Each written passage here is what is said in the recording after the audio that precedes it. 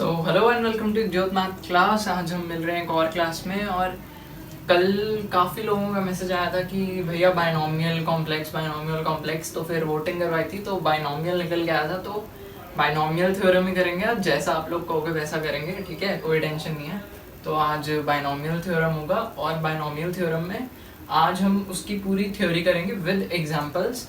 और पहले बोल रहा हूँ कि आज वाली वीडियो देख लेना दोबारा, कि कल क्योंकि इसके प्रीवियस ईयर क्वेश्चंस होंगे तो आज इसको अच्छे से रिवाइज कर लेना, देख लेना पूरा, जो जो आज पढ़ाया है वो पूरा पढ़ लेना अच्छे से, उसको दिमाग में रखना कल। और कल जब क्वेश्चन होंगे तो और अच्छे समझ आएंगे। तो आज अब स्टार्ट करते हैं बायनॉमियल थ्योरम, ठीक है, जल्दी से। बायनॉमियल थ्योरम स्टार्ट करने से पहले एक चीज़ जिसको हम बोलते हैं NCR, इसकी और नोटेशंस भी दिखा देता हूँ। कभी कभी ऐसा लिखा हुआ मिलेगा CN, ठीक है, ये दोनों इसी के नोटेशन है, सेम है। अब इसका मतलब क्या है NCR का, कि हमारे पास N ऑब्जेक्ट्स हैं, N डिफरेंट ऑब्जेक्ट्स। जब PNC करेंगे तो ये और अच्छा समझ आएगा, अभी के लिए बस समझ लो इसका मतलब होता क्या। और अभी यहाँ पर इसका फॉर्मूला ज़्यादा ज़रूरी है बायनॉमियल थ्योरम में, PNC में इसका यूज़ ज़्यादा ज़रूरी होगा। हमारे पास N डिफरेंट ऑब्जेक्ट्स हैं, डिफरेंट बहुत इंपॉर्टेंट है यहाँ पे, सेम के लिए नहीं होगा। N डिफरेंट ऑब्जेक्ट्स हैं और उसमें से हमने R ऑब्जेक्ट सिलेक्ट किए, तो number of ways of selection हो जाएंगे NCR, R ऑब्जेक्ट्स सिलेक्टेड। एक एग्जाम्पल देता हूँ। सपोज तुम्हारे पास 5 चॉकलेट्स हैं, ठीक है, एक डेयरी मिल्क है, एक मिल्की बार है, एक बार वन है, और कौन कौन सी आती है यार, एक 5 स्टार है, एक और क्या है, एक्लेयर्स है। 5 डिफरेंट चॉकलेट्स हैं, ठीक है। अब मैंने कहा कि इनमें से 3 चॉकलेट्स लाओ, तो अब यार कोई भी ला सकते हो, डेयरी मिल्क, मिल्की बार, बार वन, या कोई होगा वो ये 3 ले आएगा, कोई ये ले आएगा, बहुत तरीके हैं। तो अब सारे तरीके काउंट कैसे करें, बना तो सकते नहीं, तो उसके लिए क्या फॉर्मूला है, 5। टोटल डिफरेंट ऑब्जेक्ट्स हैं 5, उसमें से हमें सिलेक्ट, C मतलब सिलेक्ट कितने करने हैं, 3, 5C3, तो ये नंबर ऑफ वेज है 5C3। अब इसको सॉल्व कैसे करते हैं, फॉर्मूला क्या होता है वो भी देखते हैं। ये मतलब है NCR का, ठीक है, ये ध्यान रखना। बायनॉमियल में इसका इतना यूज नहीं आएगा, बायनॉमियल में बस फॉर्मूला यूज आएगा, पर PNC प्रोबेबिलिटी उसमें NCR के बिना करना इम्पॉसिबल है। अब देखते हैं NCR का फॉर्मूला क्या होता है। NCR इज इक्वल टू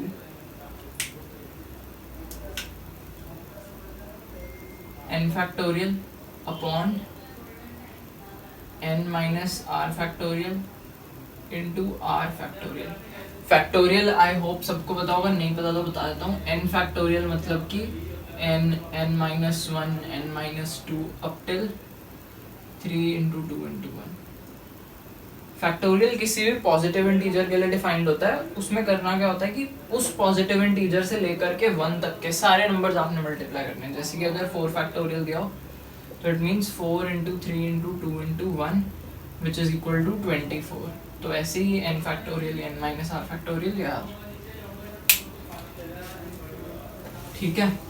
तो ये NCR का फॉर्मूला है और ये बहुत ज़रूरी है, इसको ध्यान में रखना। इसको भी अपने पास कॉपी में लिख के रख लो, क्योंकि पूरी वीडियो में, पूरे लेक्चर में, कल भी आगे भी ये यूज़ होता ही रहेगा। और ये याद हो जाना चाहिए। चाहे तो 2 मिनट पॉज करके इसको भी याद करो पहले।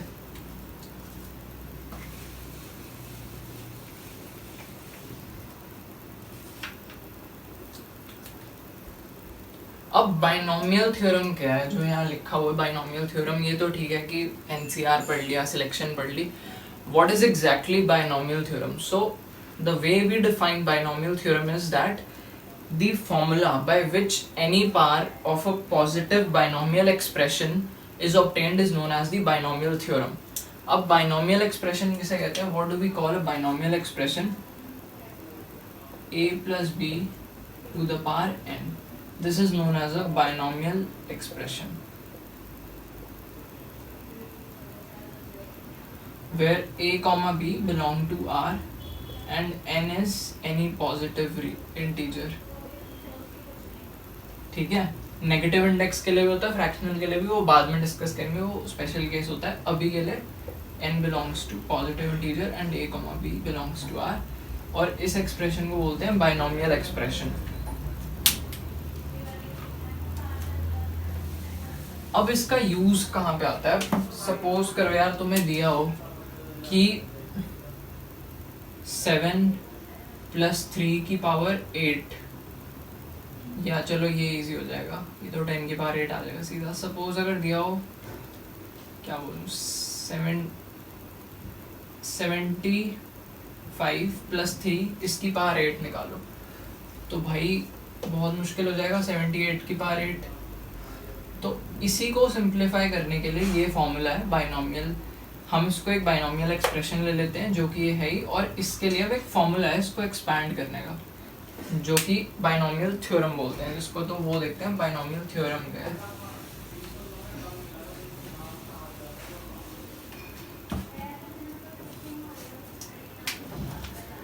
Binomial theorem, a + b to the power n is equal to, सबसे पहले आप लोगे NC0, ठीक है, इनटू a की पावर होगी, जो फर्स्ट नंबर है ना उसकी पावर होगी this minus this, a n-0, और सेकंड नंबर की पावर जो है ये लोअर वाला नंबर एज इट इज.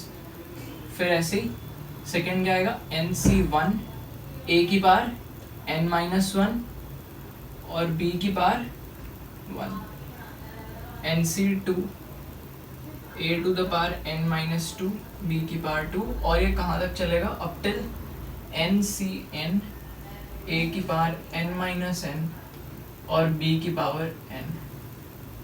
ठीक है, अब कोई अगर इसको b + a की पावर n लिख लेगा तो वो b को इसकी जगह डाल देगा और a को, पर एक्सप्रेशन सेम ही आएगा, वो बस फिर रिवर्सल ऑर्डर में आ जाएगा. ठीक है, तो ये बाइनोमियल थ्योरम की एक्सपेंशन है. इसे देख लो, समझ लो एक बार. क्या किया, सबसे पहले NC0, फिर जो फर्स्ट नंबर है उसकी पावर होगी दिस माइनस दिस, और सेकंड नंबर है उसकी पावर होगी जो लोअर वाला नंबर है एज इट इज. और हमेशा इन दोनों की पावर्स का सम जो है वो n के इक्वल आएगा. जैसे यहाँ पे n-0 + 0 n, n-1 + 1 n, n-2 + 2 n, यहाँ पर भी n-n + n. इन दोनों की पावर्स का सम हमेशा n आएगा. ये बाइनोमियल थ्योरम है. अब इसका जो सबसे फेमस केस जो क्वेश्चन में आता है वो क्या है, 1 + x की पावर n. तो ये भी सबको पता ही है यार, अब सारे निकाल लोगे. a यहाँ पे क्या है 1, b क्या है x, तो ये हो जाएगा NC0, 1 की पावर n-0, x की पावर n प्लस NC1, 1 की पावर n-1, x की पावर 1 प्लस NC2, 1 की पावर n-2 x². अब 1 की यार कोई भी पावर हो वो 1 ही आएगा ना. ठीक है, तो मैं 1 नहीं लिख रहा आगे की टर्म में, और लास्ट टर्म होगी NCn. चलो लिख देता हूँ 1 की पावर n-1, x की पावर n, तो ये बन जाएगा NC0.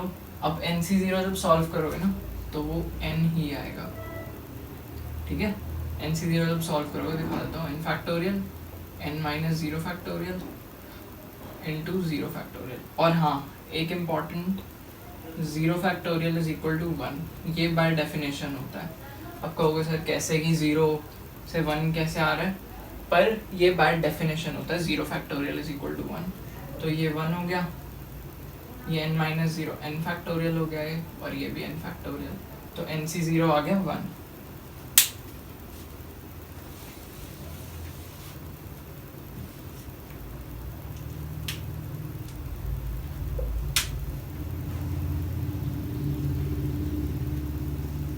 NC0 1, ये x की पावर n प्लस NC1 आ जाएगा n x प्लस ऐसे ही NC2 भी आ जाएगा कुछ इंटू x². तो ये सबसे इम्पोर्टेंट आता है 1 + x की पावर n. की एक्सपेंशन, ये ध्यान रखना।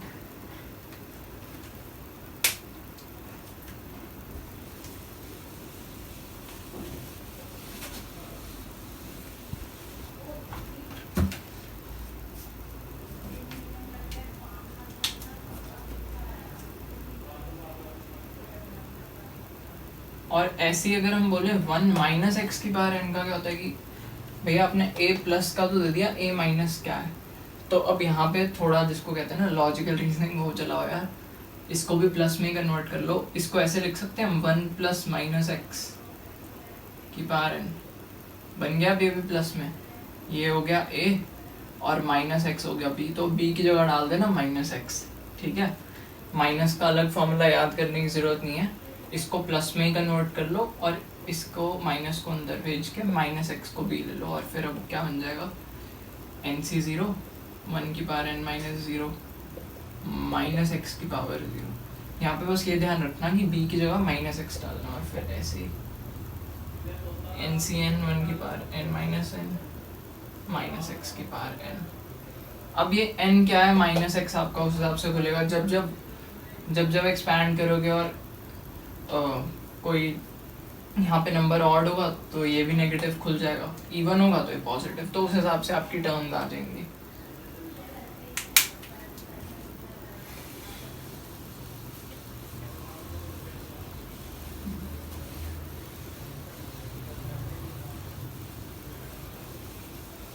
ये था बाइनोमियल थ्योरम और इसकी expansion.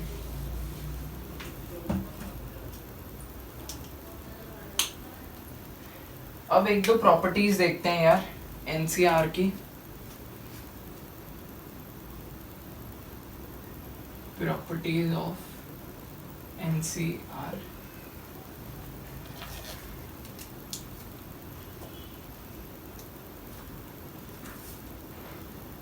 First, NCR is equal to NC N minus R. मतलब अगर मैंने लिखा 12C10, तो 12C10 is same as 12C10 minus 2 which is equal to 12C2। ये बहुत इंपॉर्टेंट है, बहुत छोटा कर देती है question.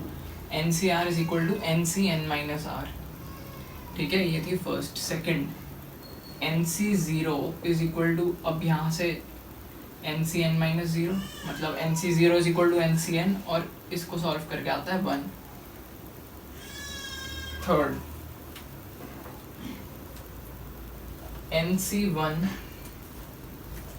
is equal to NC n minus 1 which is equal to n, ये third. Fourth,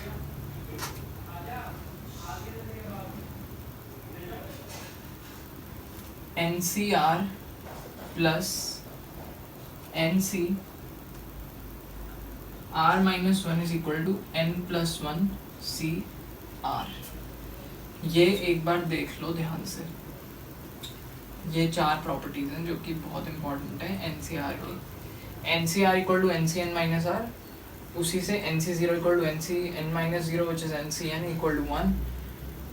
Similarly, NC1 equal to NCN minus 1 which is equal to n, and the last NCR plus NCR minus 1 is equal to n plus 1 CR।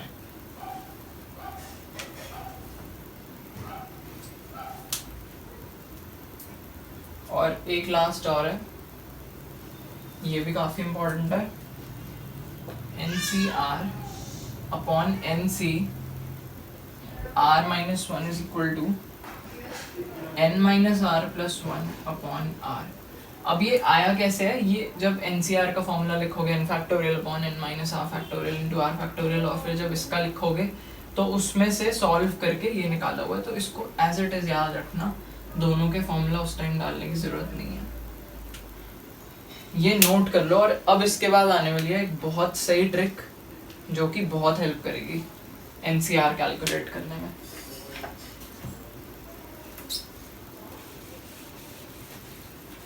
ये properties I hope note कर ली होंगी सबने। और अब देखते हैं एक trick. to calculate NCR.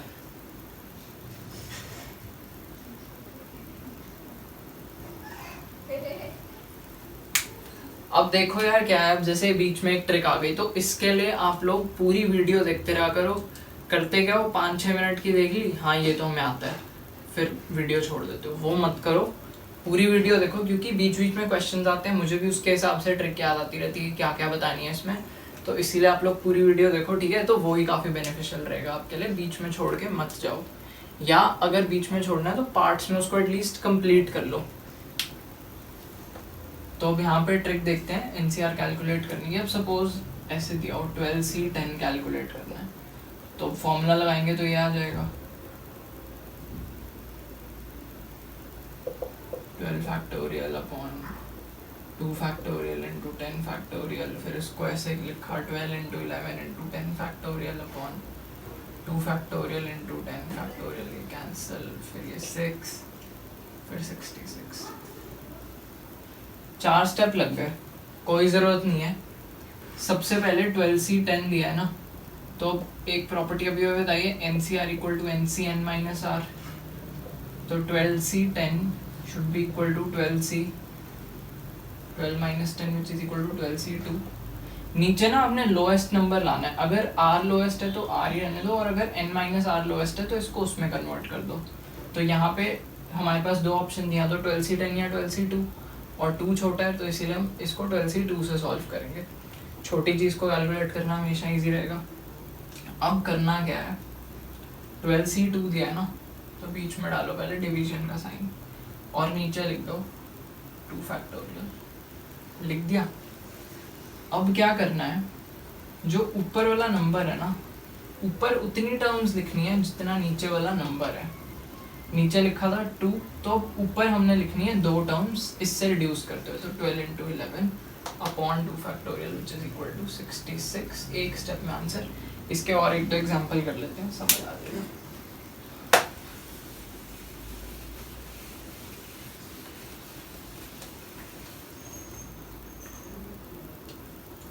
Suppose अगर गिवन हो आप लोगों को 10C7, तो इसके साथ मैचिंग क्या है, 10C3, 3 छोटा है, हम 10C3 को लेके चलेंगे। अब करना क्या है, नीचे लिख देना है 3 फैक्टोरियल, लिख दिया। अब ऊपर क्या करना है, ऊपर उतने नंबर लिखने हैं जितना ही नंबर है, तो 10 इंटू 9 इंटू 8, और अब इसको सॉल्व कर लो, 10C3 आ जाएगा जो कि 10C7 के इक्वल है। और 3 फैक्टोरियल सबको पता है, 3 इंटू 2 6, तो ये आ जाएगा 120, ठीक है। तो ये NCR कैलकुलेट करने की बहुत अच्छी ट्रिक है, इसे देख लो और इसे भूलना मत, बहुत टाइम सेविंग ट्रिक है ये।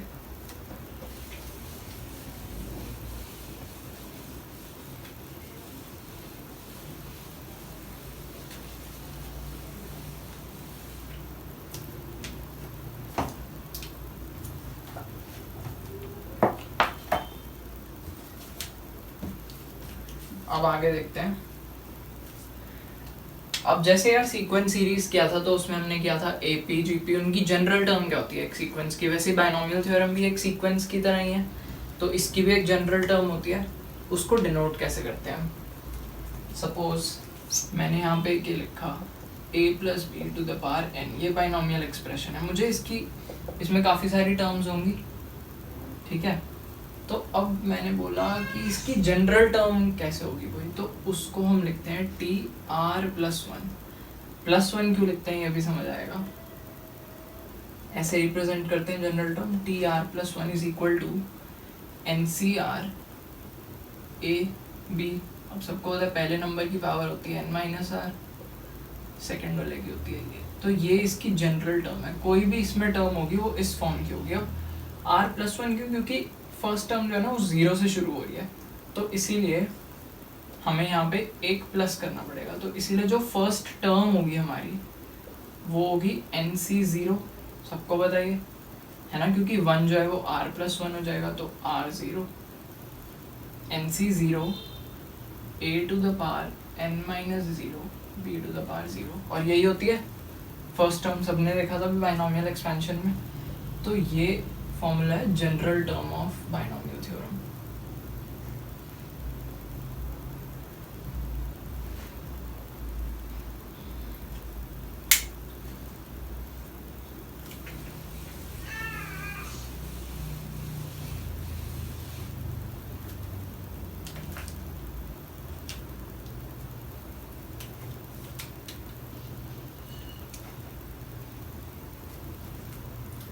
अब करते हैं मिडल टर्म।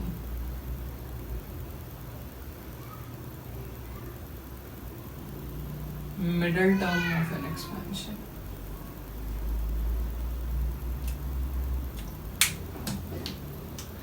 अब सपोज हमारे पास a प्लस बी की पावर n है, इसमें बहुत सारी टर्म्स लिखी होंगी, तो उसमें से मिडल टर्म कौन सी होगी, जो मिड वैल्यू पे होगी, हमें वो निकालना है। अगर तो उसका फॉर्मूला क्या होता है, इसमें दो केस होते हैं, n even, if n is even and if n is odd. So if n is even, then the middle term is n by 2 plus 1th term. And if n is odd, then the middle term is n plus 1 by 2th term, comma n plus 1 by 2 plus 1th term. उसमें ये दोनों term middle position पे होंगी, ठीक है। अगर n even है तो ये वाली टर्म जो है ये इवन हो, ये मिडिल टर्म होगी, और अगर n ऑड है तो ये दो टर्म्स मिडिल होंगी। समझ आया? अब दो टर्म्स कैसे मिडिल हो सकती हैं? सपोज करो अगर 5 चीज़ें हैं तो इसकी मिडिल वैल्यू, सपोज अगर 6 चीज़ें हैं तो इसमें मिडिल वैल्यू 1 है या 2 है? 2 मिडिल वैल्यू है ना, ये भी और ये भी। तो ऐसे ही इसमें भी 2 मिडिल होंगे, n plus 1 by 2th and n plus 1 by 2 plus 1th term, ये मिडिल टर्म है।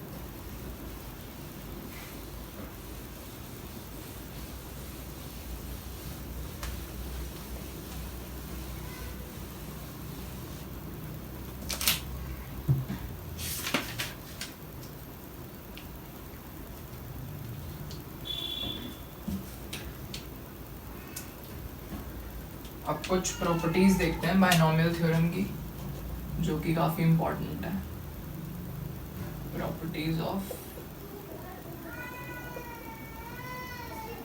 Binomial theorem.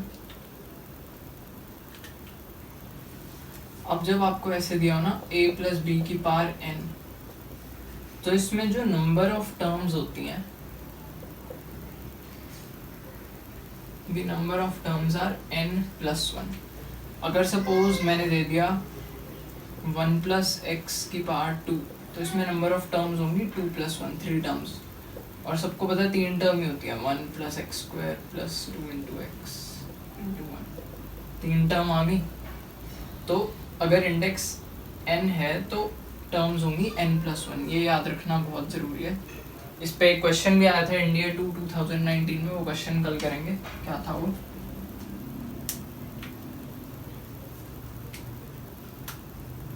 और एक प्रॉपर्टी जो मैं आप लोगों को पहले ही बता चुका हूँ कि जब भी कोई जनरल टर्म लिखी होगी इस एक्सपेंशन की, तो उसमें a और b की पावर हमेशा ऐड करके n के इक्वल आनी चाहिए। a प्लस बी, a और b की पावर का सम जो है हमेशा n के इक्वल आना चाहिए। तो यही दो प्रॉपर्टीज हैं इसकी काफ़ी मेन।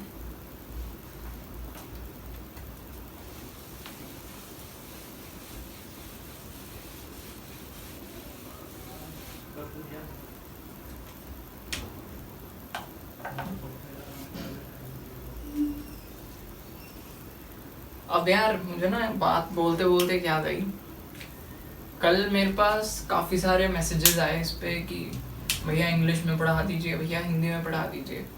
यार देखो एक बात बताता हूँ, इंग्लिश हिंदी में मुझे कोई दिक्कत नहीं है, मैं दोनों लैंग्वेजेस में पढ़ा सकता हूँ, मुझे लैंग्वेजेस और भी आती हैं, ठीक है, तो दिक्कत मेरी नहीं है। पर दिक्कत क्या है, जो तुम पेपर देने जा रहे हो या उसके बाद जो इंटरव्यू होगा ना, तो वो हिंदी में है, वो किस में है, इंग्लिश में। तो अगर इंग्लिश नहीं समझ आती तो आदत डाल लो, क्योंकि ये नहीं कह के वहाँ पे चल सकते कि हमें इंग्लिश नहीं आती तो हम हिंदी में देंगे। इंग्लिश का पेपर हिंदी में दोगे क्या यार? पेपर दे दोगे हिंदी में, इंटरव्यू में जब जाओगे तब कौन बात करेगा? सीधा देखेंगे इंग्लिश नहीं आती, सीधा उठा के बाहर फेंकेंगे इंटरव्यू से। सीरियसली बता रहा हूँ, यही होता है। इंग्लिश के बिना इंटरव्यू में एक दिन स्क्रीन इन भी नहीं होगे। डे 1 सबको पता होगा स्क्रीनिंग होती है, स्क्रीन इन तक नहीं होगे, क्योंकि जब पीपीडीटी होगा उसमें डिस्कशन होगी, इंग्लिश निकलेगी नहीं तुम्हारे अंदर से, और वो सीधा बाहर उठा के फेंकेंगे घर वापस। तो कोई फ़ायदा नहीं होगा। सारा जो सपना है ना इंडिया जाने का, वो वहीं रह जाएगा सिर्फ इंग्लिश की वजह से। तो इंग्लिश सीख लो अगर नहीं आती। अभी मैं थोड़ी हिंदी थोड़ी इंग्लिश यूज़ कर रहा हूँ, पर आगे आने वाले लेक्चर्स में इंग्लिश मैक्सिमम होगी, और जिसको नहीं समझ आ रहा वो समझे, सीखे, क्योंकि सीखनी पड़ेगी भाई। क्योंकि इंग्लिश भी आती है जीएटी के पेपर में, और इंटरव्यू में तो होता ही इंग्लिश है। कोई वहाँ इंग्लिश के अलावा किसी लैंग्वेज में बात नहीं करेगा। समझ आ रही है? तो इसीलिए इंग्लिश सीख लो अगर नहीं आती तो। और अभी टाइम भी है काफ़ी, तो रोज़ पढ़ो पैसेजेस, मतलब समझो, रीडिंग कॉम्प्रिहेंशन, उससे काफ़ी हेल्प होगी। तो इंग्लिश सीख लो तुम्हारे बेनिफिट के लिए। अभी हिंदी में ही कर रहे हैं, पर आगे इंग्लिश में होगा।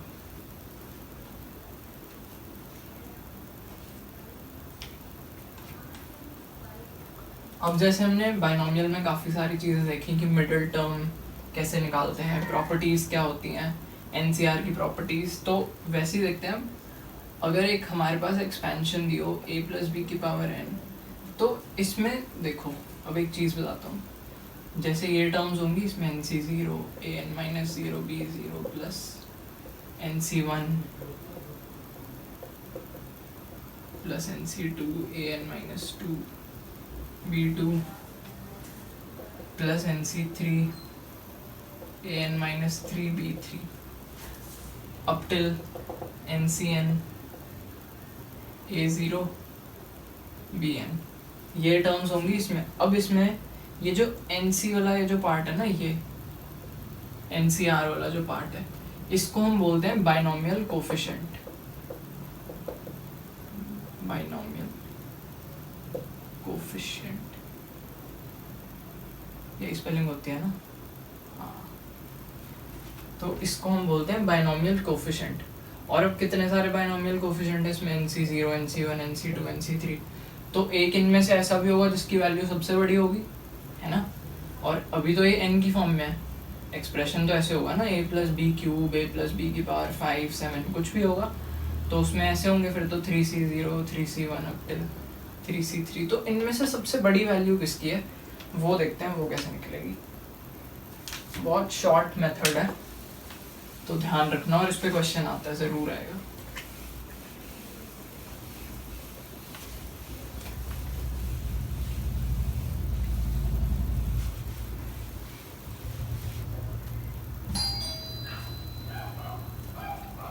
अब ग्रेटेस्ट कोफिशिएंट निकालते कैसे हैं ये देखते हैं।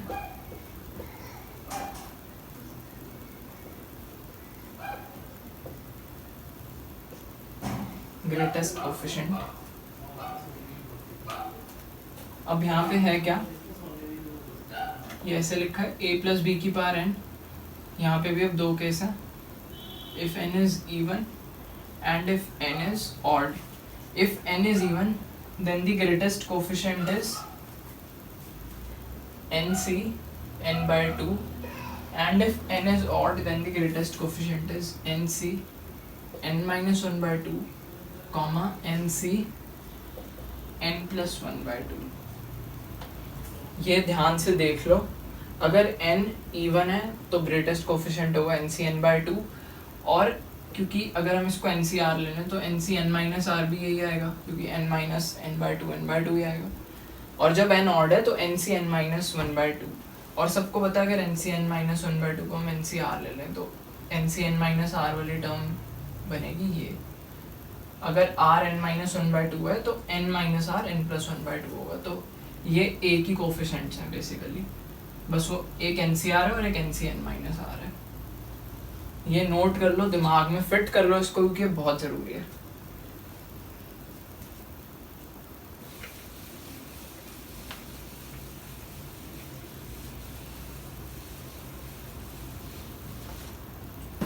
अब एक क्वेश्चन करते हैं, बहुत देर हो गई क्वेश्चन नहीं गया। क्वेश्चन है, मिडिल टर्म निकालना है, in the expansion of the middle term in the expansion of x minus 1 by x की power 18।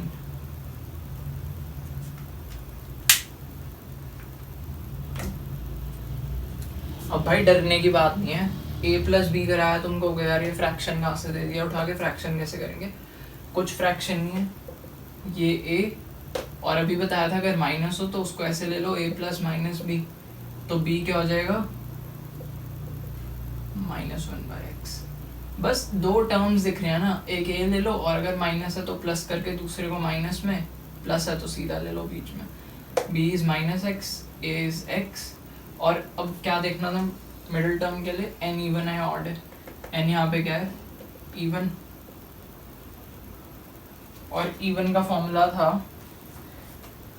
n/2 plus 1th term जो होगी प्लस 1th टर्म, तो n/2 प्लस 1th टर्म क्या है यहाँ पे 10th टर्म, 10th टर्म मतलब t10। अब t10 निकालते हैं,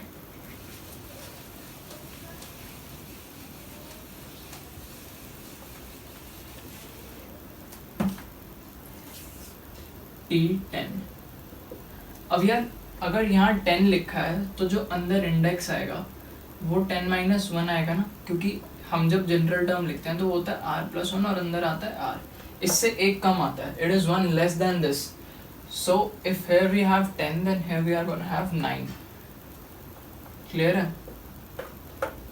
तो ये था t10 और n कितना था 18, सो 18c और x की पावर क्या आएगी 18 माइनस 9 9, और माइनस 1 बाय एक्स की पावर वो एज इट इज यही नंबर होता है 9।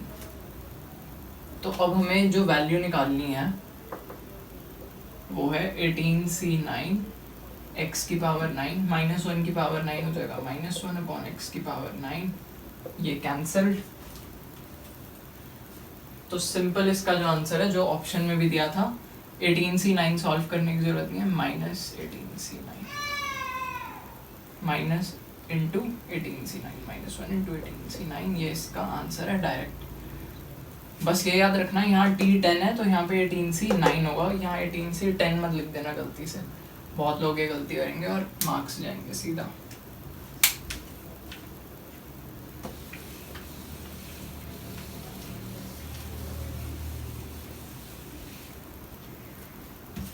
एक क्वेश्चन और करते हैं आज का लास्ट, और फिर जो almost we have done 70% of the theory and the rest 30% which is left will be done tomorrow.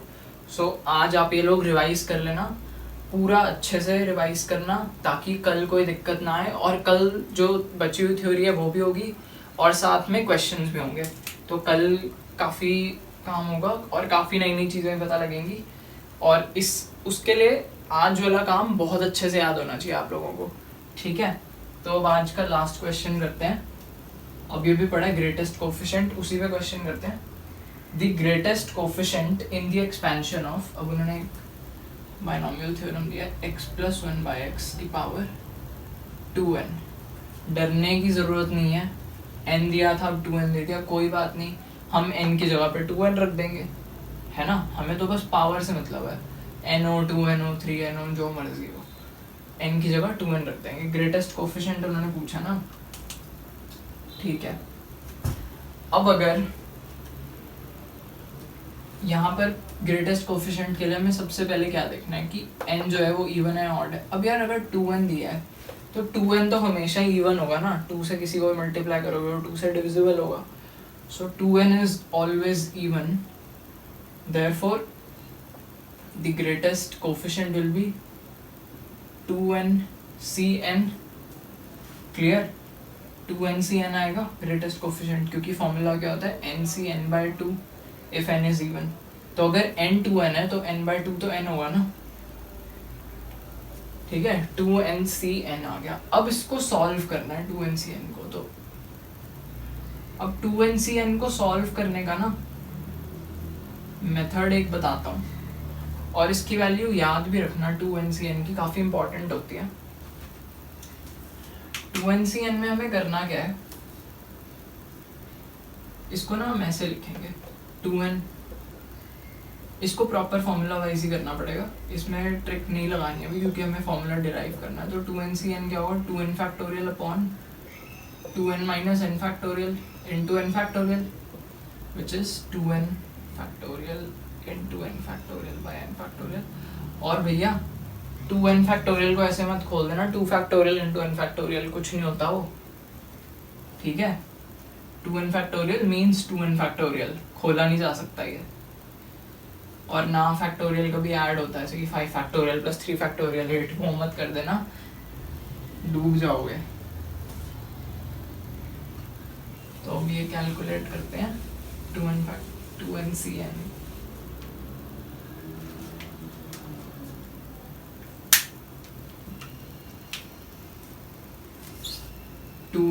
CN is equal to 2n whole factorial upon n factorial n factorial। अब 2n factorial क्या होगा, 2n फिर 2n minus 1, है ना। एक एक factorial यही तो होता है कि एक एक नंबर कम करके 1 तक जाना है। 2n minus 3 up till 3 into 2 into 1 और नीचे ऐसे ही रहने दो n factorial n factorial। अब करना क्या है, ऊपर से हमने ना 2 ग्रुप बनाने हैं, एक में लेनी है ऑड वाली टर्म्स, क्योंकि ये 2n है तो ये इवन में से अगर ऑड माइनस करोगे तो हमेशा ऑड ही आएगा। तो ऑड टर्म्स क्या क्या हो जाएंगे, 2n minus 1, 2n minus 3, 2n minus 5 up till 3 into 1। एक ग्रुप ये बन गया और एक हमने जो बनाना है उसमें हमने रख देंगे सारी even terms, 2n minus 2, 2n minus 4 up till 4 into 2 और नीचे क्या होगा n factorial n factorial। अब ऑड टर्म्स तो ऐसे ही रहेंगी, है ना, 2n minus 1, 2n minus 3 up till 3 into 1, एक ग्रुप ये हो गया। अब सेकंड में हर एक में से 2 कॉमन ले लेंगे, तो ये टर्म्स कितनी होंगी, टोटल n टर्म्स होंगी। अगर 2n टोटल टर्म्स हैं तो उसमें से n ऑड होंगी n इवन होंगी, तो इवन वाली टर्म्स n होगी। तो अगर हम n टर्म्स में से 2 कॉमन लेंगे तो 2 into 2 into ऐसे कितनी बार आएगा, n टाइम्स, और बचेगा क्या, n into n minus 1 into n minus 2 up till 2 into 1। ये समझ आ रहा है सबको कैसे, यहाँ से 2 कॉमन लिया n बचा, यहाँ से n minus 1, यहाँ से n minus 2, ऐसे ही यहाँ से फिर 2, यहाँ 1, और 2 कितनी बार आएगा, n टाइम्स, क्योंकि n इवन टर्म्स होती हैं, n ऑड, अगर टोटल 2n टर्म्स हैं, अपॉन n फैक्टोरियल। ये एज इट इज ये वाली चीज़, इसको मैं ऐसे ही लिख रहा हूँ, दोबारा नहीं लिख रहा, इनटू, अब 2 अगर n टाइम्स मल्टीप्लाई हो रहा है तो यार ये तो सबको पता है ना, ये 2 की पावर n हो जाएगी। और ये क्या बचा अंदर, n minus 1 n minus 2, ये n फैक्टोरियल ही तो है, upon n factorial into n factorial. तो एक n फैक्टोरियल कैंसिल, ये n फैक्टोरियल है, ध्यान से देख लो। तो अब 2NCN का फॉर्मूला क्या आ गया, ये मैं लिख देता हूँ यहाँ पे,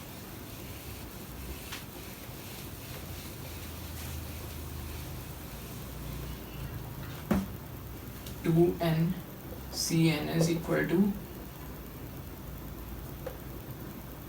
2n minus 1, 2n minus 3 up till 3 into 1, all the odd terms into 2 to the power n by n factorial।